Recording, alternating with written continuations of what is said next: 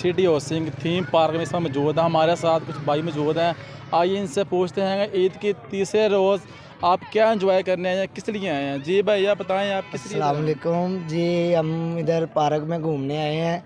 ठीक है, इसलिए कि पहले जो थी ना महंगाई कम थी, अब महंगाई बहुत ज़्यादा हो चुकी है। इसलिए पहले हम आते थे, खर्चा कम होता था, अब खर्चा बहुत ज़्यादा हो रहा है।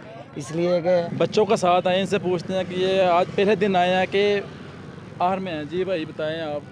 जी अब मेरा तो फर्स्ट टाइम ये विज़िट है। जी, जी। अभी आज ही आए हैं, अभी देखते हैं क्या माहौल है इधर का। वैसे लुकिंग कहते हैं कि बेहतरीन है, देखें अभी देखेंगे तो फिर ही पता चलेगा कि क्या माहौल है इधर। फैमिली के साथ आए हैं? जी विद फैमिली के साथ आज आए हैं पहले दिन आए हैं यहाँ। जी। इनका कहना है फर्स्ट टाइम आए हैं, तो आज माशाल्लाह फर्स्ट टाइम का दिन है हमारा आज, तो इंशाल्लाह एंजॉय करते हैं। एंजॉय करके बताएं कि इंशाल्लाह कैसा थीम पार्क और कैसा सिटी हाउसिंग है हमारे साथ। अगर हमारा कैमरा मैन भी दिखा सके, जगह जगह में अरेंज किया गया है, हर किस्म का खाने का इंतज़ाम अंदर किया गया है।